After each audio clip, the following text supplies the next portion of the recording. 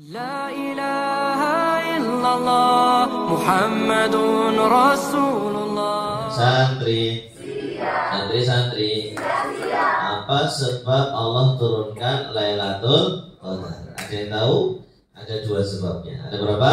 Dua. Itu ada dalam tafsir Ibnu Katsir, tafsir Al-Qurtubi, tafsir Jalalain, tafsir Al-Azhar. Ya, yang pertama adalah ketika Nabi kita Nabi Muhammad SAW. Beliau sedang berdakwah seperti ini, ya, dengan para sahabat. Beliau menceritakan kisah para nabi dan rasul yang terdahulu. Halo. Hai. Beliau menceritakan perjuangan para nabi dan rasul. Nabi Adam alaihissalam itu usianya 2000 tahun. Subhanallah. Nabi Nuh alaihissalam itu usianya 1050 tahun. Allahu Akbar. Berdakwah selama 950 tahun. Masya Allah. Santri, panjang atau panjang? Lama atau lama?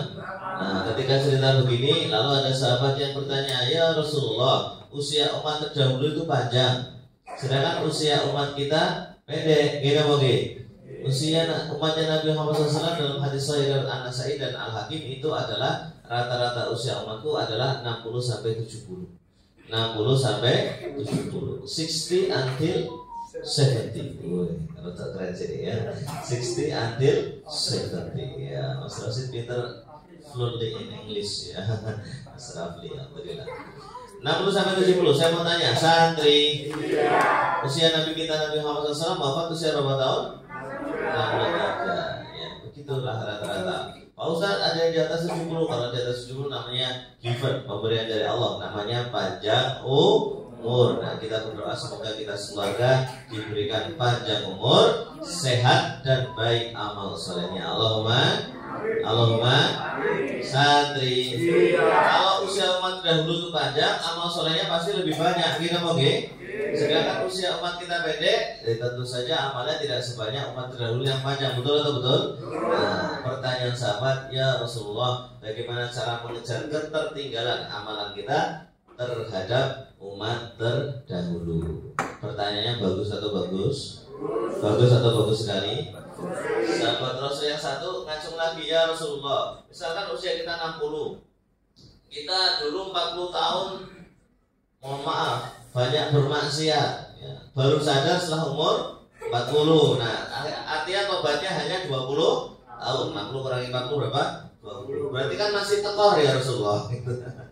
Ya, usianya 60, maksiatnya 40 tahun, tobatnya 20. Bagaimana cara agar kita tidak merugi, agar kita bisa masuk surga? Nah, ternyata rintihan dari para sahabat, ya, itu didengar langsung Allah Subhanahu wa taala. Setelah itu Allah turunkan surah Al-Qadar, di mana ada satu malam ketika kita beribadah pada Allah Subhanahu wa taala, nilainya khairum min alfi syahr, lebih dari 1000 bulan, more than 1000 bulan ya, months ya, betul. More than kalau di apa buat jadi tahun berapa tahun? Sofi ya, minta banget ya. Lebih dari 83 tahun 4 bulan. Alhamdulillah. Nah, itu Allah kabulkan. Itu ya, itu cerita pertama. Yang kedua, kisah tentang Nabi zaman dulu. Nabi zaman dulu yang tidak termasuk 25 Nabi dan Rasul, tapi termasuk Nabi yang lain. Namanya Sam'un al-Ghazi. Siapa santri? Sam'un al-Ghazi. Pernah dengar? Belum. Ada yang belum, ada yang pernah. Sam'un al-Ghazi itu bahasa Arabnya, bahasa Ibraninya Samson, bahasa Betawinya Samson Betawi. Dulu ada film Benyamin ya, Samson Betawi itu dari Sam'un maksudnya, itu Samson Betawi yang rambutnya panjang terus keteknya panjang itu.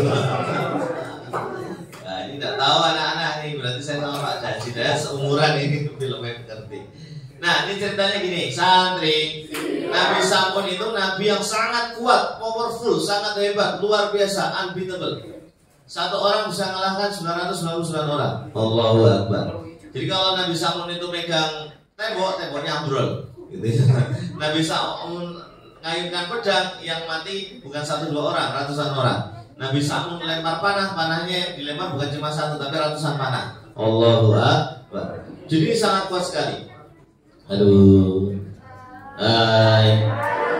Raja Israel takut sekali dengan Nabi Sa'mun. Maka Raja Israel membuat tipu daya. Waktu itu musuhnya adalah Raja Israel ya. Raja Israel membuat tipu daya untuk menjebak Nabi Sa'mun. Karena selama ini pasukan Israel selalu kalah dengan Nabi Sa'mun. Caranya gimana? Dia tawarkan harta. Halo. Maka jangan-jangan kita terlalu silau dengan harta. Karena bagaimanapun kita silau nanti ujungnya ke kuburan. Gitu oke? Alhaakumut takasur hatta zurtumul. Bermegah-megah membuat kamu lalai sampai kamu masuk ke dalam kubur. Manusia itu baru selesai pengennya itu kalau sudah masuk ke dalam lihat lah. Astagfirullah. Ternyata gayung bersambut yang mengkhianati bukan main-main. Yang mengkhianati adalah istri Nabi Sa'mun sendiri. Wah, ini kan gawat loh ya. Istrinya ternyata tidak tahan godaan tentang materi. Astagfirullah. Maka istrinya bekerja sama dengan Raja Israel untuk melacak atau mengetahui kelemahan Nabi Sa'mun. Di malam harinya istrinya melancarkan tipu daya. Ternyata malam itu istrinya ketiduran karena Nabi Sa'mun sholat malam terus, tidurnya hanya sebentar. Istrinya malah ketiduran sendiri. Malam kedua istrinya mengikat Nabi Sa'mun ketika Nabi Sa'mun tertidur dengan ikatan yang sangat kuat dari tali besi. Tali besi, bayangkan. Ketika Nabi Sa'mun bangun kaget, kok badanku diikat semua sama besi semua itu. Bayangkan kalau lagi bangun itu kawat-kawat besi kok ngikat itu dendrat, diikat dendrat gitu. Terus istrinya bilang, kan ketahuan itu. Istrinya bilang, wahai suamiku, saya cuma menguji kekuatanmu. Enggak kuat tidak? Cuma satu helaan nafas, ya, talinya lepas semua. Waduh, gitu. Ini bingung istrinya gimana caranya ngalahkan suaminya sendiri. Kan dia sudah ada perjanjian dengan Raja Israel mau dapat hadiah emas, permata dan uang. Akhirnya malam harinya, mohon maaf, ini adegan 18+. Waduh, ojo bayangke batal puasane tinggal 10 menit ya. Wis koyo ngono lah intine. Nah, setelah itu istrinya tanya, "Wahai suamiku, sebenarnya kelemahanmu itu apa toh?" Ah, enggak tuh, karena lagi fly gitu toh. Dijawablah, kelemahanku itu adalah rambutku. Kalau rambutku dipotong atau rambutku digunakan untuk mengikat tangan dan kakiku, saya tidak bisa apa-apa. Rambutnya Nabi Sa'mun itu panjang sampai ke punggung, ya. Sampai ke punggung, hampir sampai ke pusar panjangnya. Jadi gondrong, ya, sangar gitu loh, kayak pendekar gitu. Keren ya, maco ya. Nah, itu rambutnya dipakai mengikat tangan dan kakinya oleh istrinya.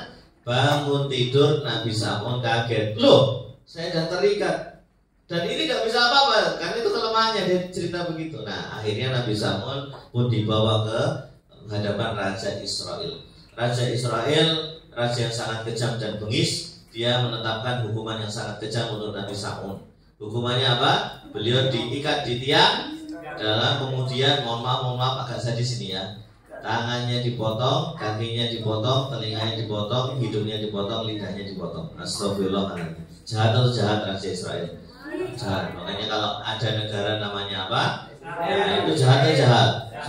Lagi sahur kok dibombardir. Yang meninggal 400 baru saja itu. Baru sahur kemarin itu. Umat Islam baru sahur dibombardir. Dari dulu memang jahat seperti itu. Nah, ketika dalam kondisi sakit menjelang sakaratul maut, malaikat Jibril mendatangi Nabi Sa'mun. Wahai Nabi Sa'mun, ucapkan satu permintaan, Allah akan mengabulkan doa. Kemudian Nabi Sa'mun mengatakan dalam lirik ya, karena menjelang sakaratul maut dia mengatakan, wahai malaikat Jibril, sampaikan pada Allah, aku bertobat pada Allah karena aku membocorkan rahasia, menceritakan kelemahanku. Tapi aku mohon pada Allah agar mengembalikan kekuatanku sehingga aku bisa menghancurkan seluruh Raja Israel dan bala tentaranya. Allahu Akbar. Nah, setelah itu dikabulkanlah. Waktu semuanya sudah mau dipotong, sudah mau meninggal, tiba-tiba kekuatannya kembali. Cuma goyang sedikit, istananya langsung gempa. Nah, kemudian Nabi Sa'mun bergerak, didorong tiang istananya, langsung istananya ambruk semua. Bro, alhamdulillah. Ribuan tentara Raja Israel mati, termasuk istrinya yang berkhianat juga ikut tewas. Jadi itu kisahnya Nabi Sa'un. Nah, intinya apa? Untuk menebus kesalahannya Nabi Sa'un tadi menceritakan kelemahannya. Nabi Sa'un berjanji pada Allah untuk senantiasa berjihad di jalan Allah dan berdakwah selama 1000 bulan tidak pernah berhenti. Allahu Akbar. Wah, ketika dengar itu Nabi Muhammad SAW menceritakan sahabat banyak yang terharu. Ya Allah, bagaimana cara saya mengejar Nabi Sa'un? Nabi Sa'un 1000 bulan berjihad dan berdakwah tanpa henti. Maka Allah Subhanahu wa Ta'ala turunkan surah Al-Qadar. Insya Allah kita bisa mendapatkan amalan senilai dengan amalannya Nabi Sa'un. Allahumma amin. La ilaha illallah Muhammadun